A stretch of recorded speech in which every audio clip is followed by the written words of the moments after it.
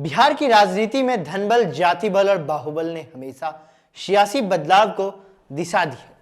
चुनावी के दागी और बाहुबली नेता पार्टियों में चोर दरवाजे से अपनी हनक के बदौलत उपस्थिति दर्ज कराते हैं और समाज में अपने रसूख के बदौलत जीतकर सदन पहुंचते हैं। 1980 के दशक की बात करें तो बिहार की राजनीति में साधन संपन्न बाहुबली सियासत में पर्याय बन गए थे। सियासत में उनकी हनक क्षेत्रीय छत्रप की और वहां उनकी ही तूती बोलती थी। सत्ता की गद्दी पर पटना में चाहे जो बैठे, लेकिन इलाकों के सत्ता में सरकार दोनों उन्हीं की चलती थी। राजनेताओं को सत्ता की गद्दी पर बैठाने के लिए बाहुबल का आशीर्वाद लेना जरूरी था। बिहार की सियासत में एक ऐसा ही नाम 1980 के दशक में आनंद मोहन का रहा है। बिहार के कोसी क्षेत्र में इस बाहुबली की तूती बोलती थी। 1980 की राजनीति में खास तौर से इमरजेंसी के बाद बदले समाजवाद और नए राजनीतिक समीकरणों को साधने के लिए नेताओं को संपन्न बाहुबलियों के दरवाजे पर लाकर खड़ा कर दिया। इनके यहां सियासतदानों की गाड़ियां रुकने लगी और राजनीतिक को कैसे साध लिया जाए इसकी नीति बनने लगी। यह किसी एक दल की बात नहीं थी। अगर बात बिहार की करें तो चाहे लालू हो या नीतीश, रामविलास पासवान हो या दूसरे नेता, सभी क्षेत्रों में जीत की गारंटी बाहुबली ही माने जाते थे। बाहुबलियों को सत्ता सुख का एहसास हुआ तो खुद ही राजनीति में किस्मत आजमाना शुरू कर दिए।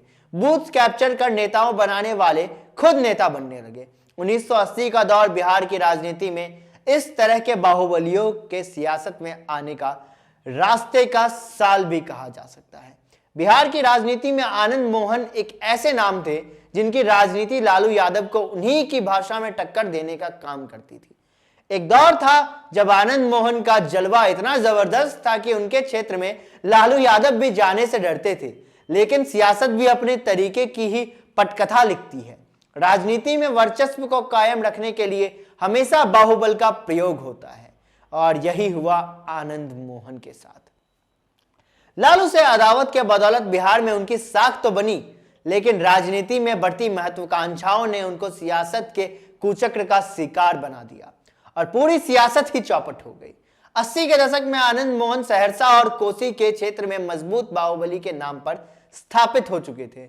1983 में आनंद मोहन पहली बार 3 महीने के लिए जेल गए और 1990 के विधानसभा चुनाव में मेहसी सीट से 62,000 से ज्यादा वोटों से जनता दल के टिकट पर जीत दर्ज की। हालांकि आनंद मोहन बहुत ज्यादा दिनों तक जनता दल में नहीं रहे। 1993 में जनता दल से अलग होकर उन्होंने पीपल्स पार्टी बनाई। हालांकि यह पार्टी बहुत मजबूत नहीं हो पाई और यह राजनीतिक का तगाजा ही कि आनंद मोहन को समता पार्टी के साथ हाथ मिलाना पड़ा। इसके कर्ता धर्ता तत्कालीन बड़े नेता जॉर्ज फर्नांडिस थे और उनके साथ नीतीश कुमार चल रहे थे। बिहार की सियासत में स्थापित हो रहे आनंद मोहन ऐसे तमाम बाहुबलियों के साथ दोस्ती भी बना रहे थे।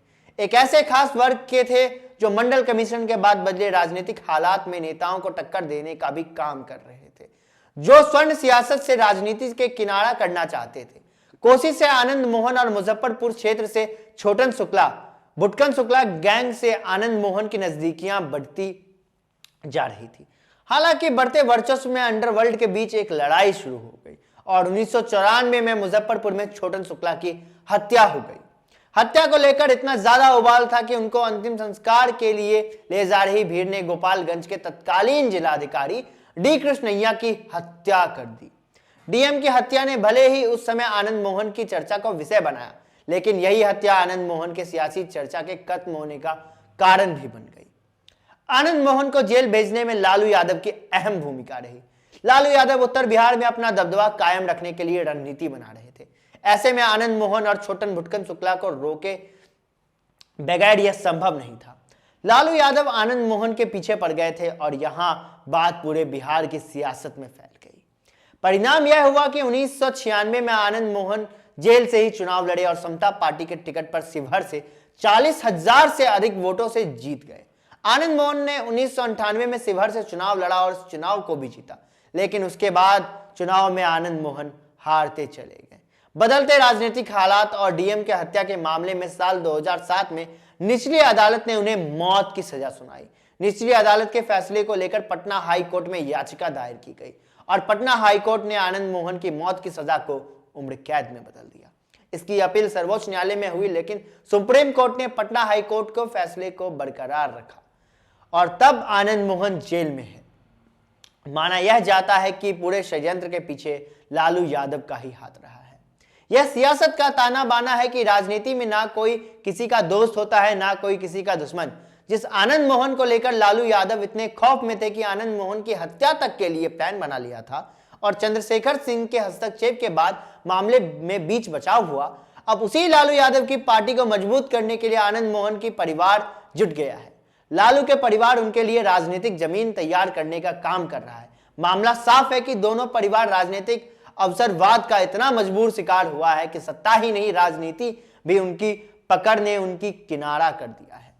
राष्ट्रीय जनता दल की कमान अब लालू यादव के छोटे बेटे तेजस्वी के हाथ में और आनंद मोहन के बेटे चेतन आनंद इस आधार पर किसी से भी हाथ मिलाने को तैयार है कि जो उनके पिता को जेल से छुड़वाने का कार्य करेंगे वह उसी की पार्टी के साथ खड़े होंगे।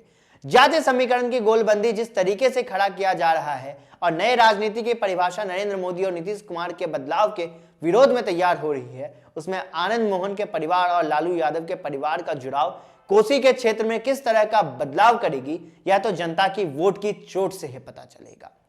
आपको यह हमारी स्टोरी जो बिहार के बाहुबलियों पे हमने खास कवरेज की थी कैसी लगी, हमें जरूर बताइएगा। और भी स्टोरीज देखने के लिए देखते रहें WCG न्यूज, लाइक करें, कमेंट करें एंड हाँ, सब्सक्राइब जरूर करें।